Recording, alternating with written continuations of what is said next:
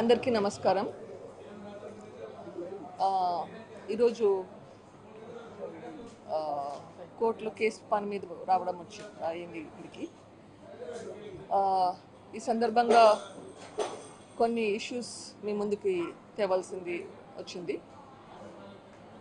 ఒకటి, first issues మొదటిగా పదే పదే షర్మిల కానీ సునీత కానీ ఎవరి ట్రాప్లోనో పడ్డారు, ఎవరి చేతుల్లోనో తోలుబొమ్మలాటలాగా ఆడబడుతున్నారు అన్నట్లుగా మాట్లాడుతున్నారు. యాక్చువల్గా చూస్తే ఏం జరిగిందంటే, నాన్న చనిపోయాక, నాన్న మర్డర్ అయిపోయినాక నాతో మీరు ఆడుకున్నారు ఒక తోలుబొమ్మలాటలాగా. అప్పట్లో నేను స్టేట్ ఎలక్షన్ కమిషన్కి వెళ్ళినప్పుడు వెసులుబాటు చేయడంలో మీరు చేసింది కానీ, లేక అప్పట్లో హైదరాబాద్లో ప్రెస్ మీట్ పెట్టించింది కానీ, ఆ ప్రెస్ మీట్లో అవినాష్ గురించి మాట్లాడాల్సింది కానీ, అన్నీ మీరు చెప్పినట్లు చేయాల్సింది వచ్చింది కదా. అప్పట్లో మిమ్మల్ని అంత గుడ్డిగా నమ్మినాను.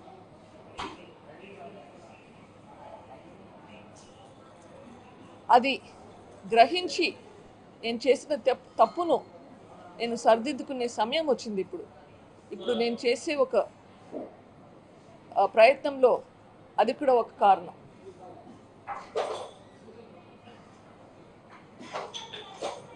ఇప్పుడు మొన్న రవిమామ ఎమ్మెల్యే గారు, కమలాపురం ఎమ్మెల్యే గారు కూడా ఇదే మాట అంటున్నారు, నేను వాళ్ళ ట్రాప్లో పడ్డానంట.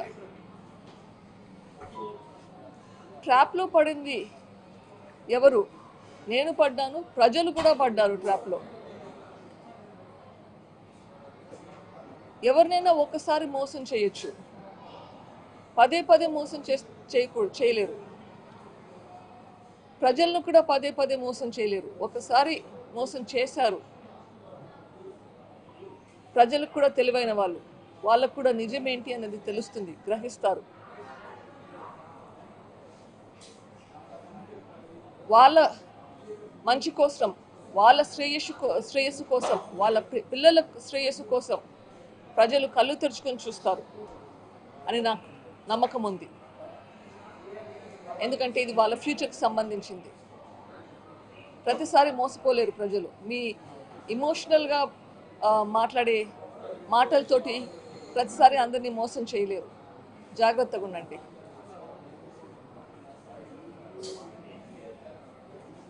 హైదరాబాద్లో కానీ కడపలో కానీ నేను కొన్ని పాయింట్స్ రేస్ చేశాను. అన్నగా నాకు ఆన్సర్ చెప్పకపోయినా పర్వాలేదు, కానీ చీఫ్ మినిస్టర్గా మీకు దానికి రెస్పాన్స్ ఇవ్వాల్సిన బాధ్యత ఉంది. మళ్ళీ గుర్తు చేస్తున్నాను కొన్ని ఇష్యూస్. దేవుడికి తెలుసు, కడపలో ప్రజలందరికీ తెలుసు ఎవరు చంపారు అని చెప్పారు. ఇప్పుడు కడపలో ప్రజలంటే మీరు కూడా ఒకరు కదా, పోనీ మీరు కడపకు సంబంధించింది కాదనుకున్నారా? సో కడపలో ప్రజలకు తెలిసిందంటే కన్నా మీకు కూడా తెలిసినట్లే కదా ఎవరు చంపారు అని. అట్లా ఎవరు చంపించారు అని కూడా తెలిసిండాలి కదా. మరి అది ఎందుకు బయట పెట్టడం లేదు? ఇది చెప్పాల్సిన బాధ్యత మీకుంది చీఫ్ మినిస్టర్గా. అవినాష్ని కాపాడుతున్నాడు అని చెప్తున్నాను. ఎందుకు కాపాడుతున్నారు ఇది చెప్పాలి. ఈ ప్రశ్నకు జవాబు రావాలి. అవినాష్ గురించి ఇన్ఫర్మేషన్ బయటకు వస్తే ఇంకా వేరే ఏమేమి వస్తాయని భయపడుతున్నారా? అంత భయం ఎందుకు మీకు? ప్రజలు అర్థం చేసుకోవాలి ఎందుకు భయపడుతున్నాడు.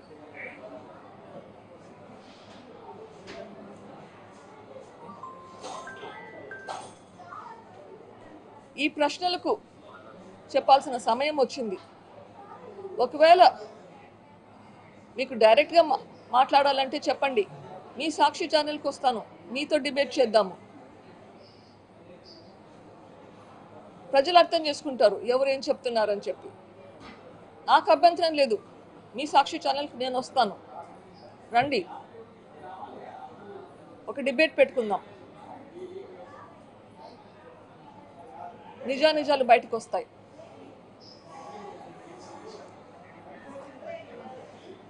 ఇంకొకటి ముఖ్యంగా ఈరోజు ఇడుపులపాయలో షర్మిల గారు పోటీ చేయబోతున్నానని అనౌన్స్ చేయడానికి ప్లాన్ చేస్తున్నారు. I congratulate her. మా నాన్నగారు తను ఎంపీ పోటీ చేయడానికి అని చెప్పి శ్రాయశక్తులా ప్రయత్నించారు. ఆ ప్రయత్నంలోనే హత్య చేయబడ్డాడు. సో ఈరోజు తను ముందుకెళ్ళి అది చేస్తుంది అంటే అది చాలా నాకు చాలా ఇమోషనల్గా ఇట్స్ వెరీ ఇంపార్టెంట్ మూమెంట్. తనకు సంఘీభావం చెప్దామంటే కూడా చెప్పలేని పరిస్థితి, ఎందుకంటే నేను ఈరోజు కోర్టుకు రావాల్సింది వచ్చింది.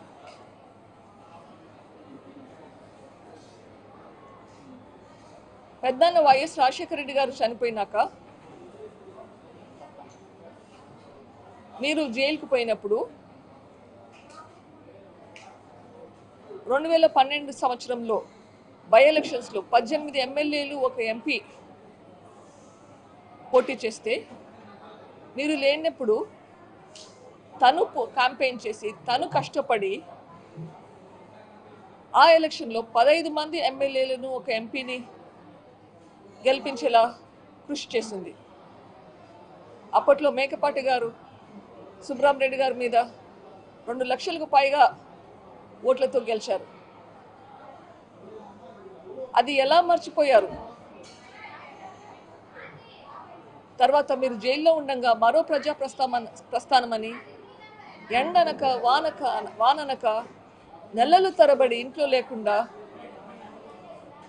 పిల్లల్ని ఇంట్లో వదిలిపెట్టేసి మీ పార్టీని నిలబెట్టింది. కానీ అంత కష్టపడి నిలబెట్టినాక మీరు జైలు నుంచి బయటకు వచ్చాక తను ఇంకా పవర్ఫుల్ అవుతుందని భయపడి మీరు తనని పక్కన పెట్టారు. అన్న కోరిక మీదుగా తను గమ్మునుండిపోయింది. ఎప్పుడైనా కానీ మళ్ళీ మీరు పిలిచినప్పుడు వస్తుంది, మీకు హెల్ప్ చేస్తుంది. మళ్ళీ 2014 ఎలక్షన్లలో క్యాంపెయిన్ చేసింది మీకోసం. 2019 ఎలక్షన్లలో బాయ్ బాయ్ బాబు క్యాంపెయిన్ అందరికీ గుర్తుంటుంది. ప్రజల గుండెల్లో బాగా నిలిచిపోయింది. అట్లా క్యాంపెయిన్ చేసి మీ పార్టీని గెలిపిస్తే మళ్ళీ పక్కన పెడతారు. అది మీరు తనకిచ్చింది. ఇవన్నీ గ్రహించి నాన్న తనకి న్యాయం చేయాలని చెప్పి తనని ఎంపీ క్యాండిడేట్గా పెట్టాలని ప్రయత్నించినప్పుడు తనకున్న సపోర్ట్ కూడా లేకుండా ఉండాలి అని భయపడ్డారా? అందుకే నాన్నని లేకుండా చేశారా? అంత కిరాతకంగా హత్య చేశారా? ఇవన్నీ బయటికి రావాలి. నిజమేంటి, ఎందుకు చేశారు?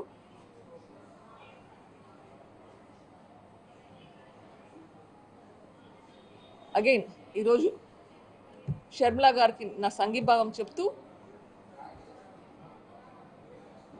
జగనన్నని నేను ప్రశ్నించిన ప్రశ్నలకు జవాబు చెప్పాలని ఈ మీడియా ముఖంగా చెప్తున్నాను.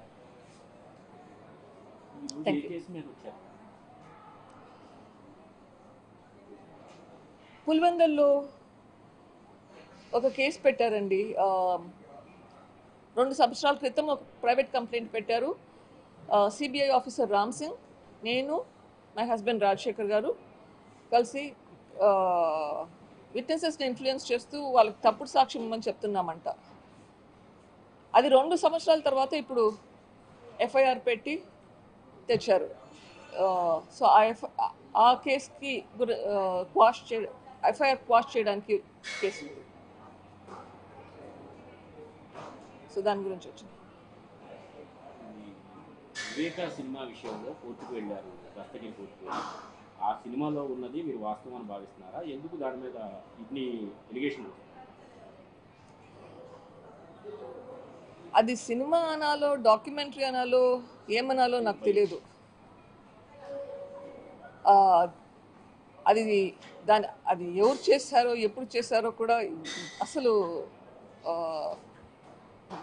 ఎవరు చేసినా కానీ చాలా ధైర్యంగా చేస్తారు. దాంట్లో పర్సనల్ ఇష్యూస్ కొంచెం స్లైట్ డిఫరెన్సెస్ ఉండొచ్చు రియాలిటీకి. కానీ ఆ సినిమా చూస్తే లాస్ట్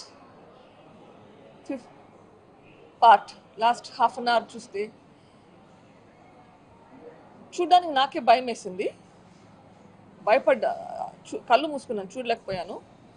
కానీ యాక్చువల్గా అయితే గన రియాలిటీని తలుచుకుంటే ఆ సినిమా చాలా లైట్గా తీశారు. రియాలిటీ ఇంకా చాలా ఘోరంగా ఉంది.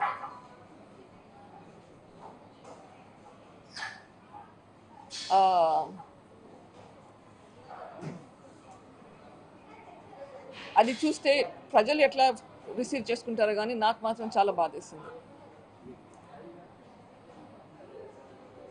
వివేక మండలి తర్వాత వైసీపీ అధికారంలోకి వచ్చింది. వివేక మండలి తర్వాత పార్టీ అధికారంలోకి వచ్చింది వైసీపీ. అప్పటి నుంచి ఏం మాట్లాడలేదు. ఇప్పుడు ఎలక్షన్ వస్తున్నప్పుడు తిరిగి సీఎం మీ అన్నగారు సభలో కూడా వివేక మండలి గురించి ప్రస్తావిస్తున్నారు. నేను అదే అడుగుతున్నాను, ఎందుకు 5 సంవత్సరాలు మర్చిపోయి ఇప్పుడు మళ్ళీ మాట్లాడుతున్నారు? మా అన్నగారు దీని గురించి అసలు మాట్లాడలేదు. ఒక అసెంబ్లీలో ఒకసారి అవినాష్ను ప్రొటెక్ట్ చేసే దానికి తప్పనిచ్చి మాట్లాడలేదు. ఆయనను ప్రొటెక్ట్ చేయడానికి మళ్ళీ కర్నూలులో ఎట్లా పోలీస్ మెషినరీని వాడుకున్నాడో తెలుసు.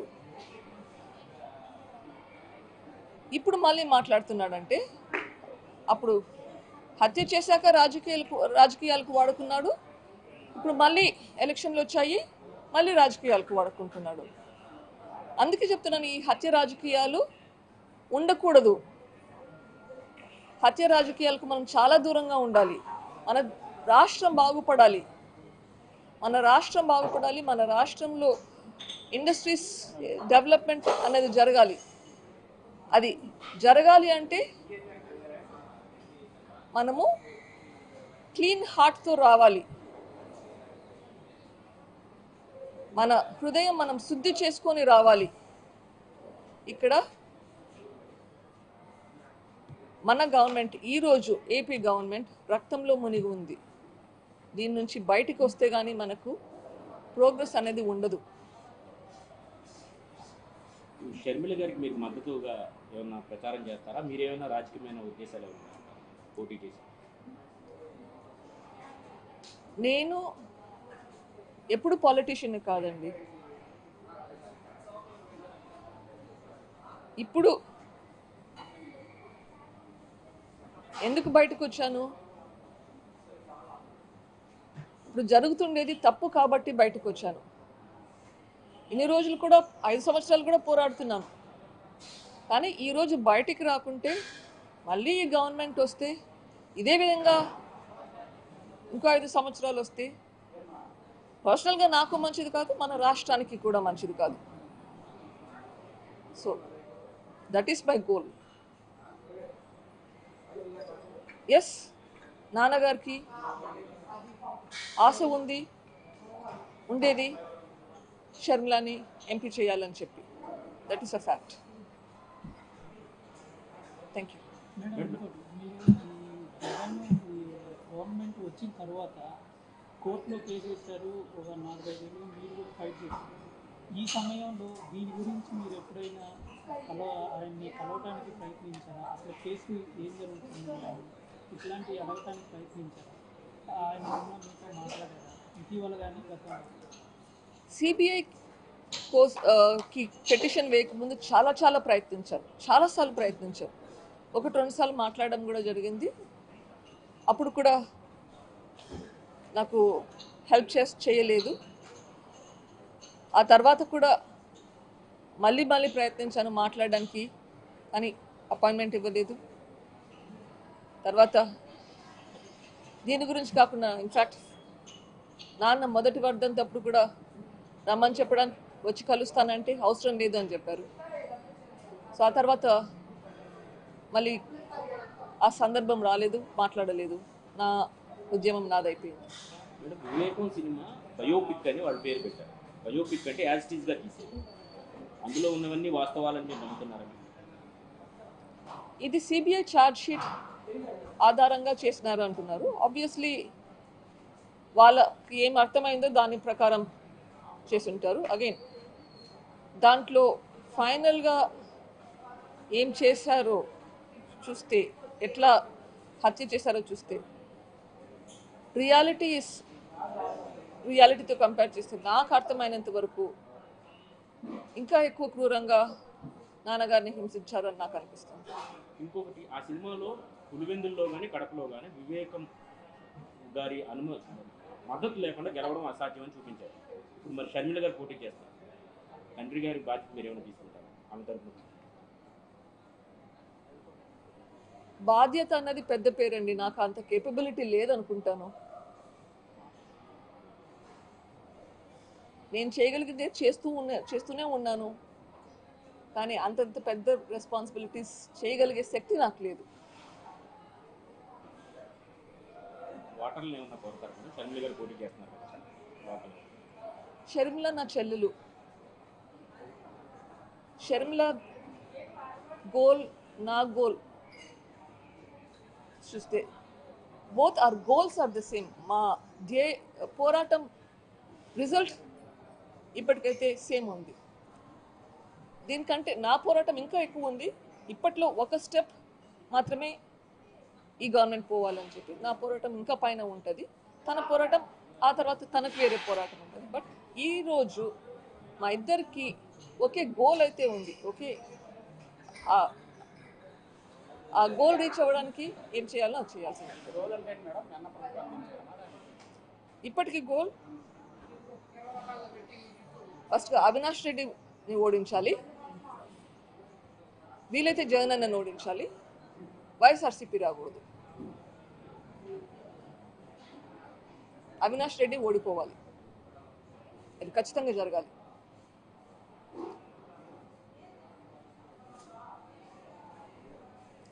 ఒకసారి అక్యూజ్డ్ అయి కన్విక్షన్ వస్తే రూల్ ప్రకారం 6 సంవత్సరాలు కంటెస్ట్ చేయలేరు ఎలక్షన్స్లో. ఇక్కడ ట్రయల్కే రాకుండా డిలే చేసుకుంటూ పోతుంటే అక్యూజ్డ్కి కన్విక్షన్ వస్తుంది. ఎప్పుడు వస్తుంది? ఆ కన్విక్షన్ వచ్చాక కంటెస్ట్ చేయలేని పరిస్థితి. సో ఇది సిస్టమ్స్తో ఆడుకున్నట్లు కాదా? అక్యూజ్డ్ అని తెలుసు, కన్విక్షన్ రాదు, కానీ పోటీ చేయగలుగుతాడు. రైట్? సో మనం సిస్టమ్స్ అన్నీ డిలే చేసుకుంటూ పోతే, ట్రయల్స్ డిలే అవుతూ ఉంటే మళ్ళీ గెలుచుకుంటూనే పోవాలనా? అది తప్పు. న్యాయపరంగా కూడా తప్పే కదా. ఎగ్జాక్ట్లీ, నేరస్తులు ఉండకూడదు. తప్పించుకుంటూ పోతూ ఉంటే అట్లే ఇంకోసారి గెలుస్తారు, ఇంకోసారి ఎలక్షన్లో గెలుస్తారు. సిస్టమ్స్ని వాడుకుంటుంటారు వాళ్ళ ప్రయోజనాల కోసం వాళ్ళే. Thank you.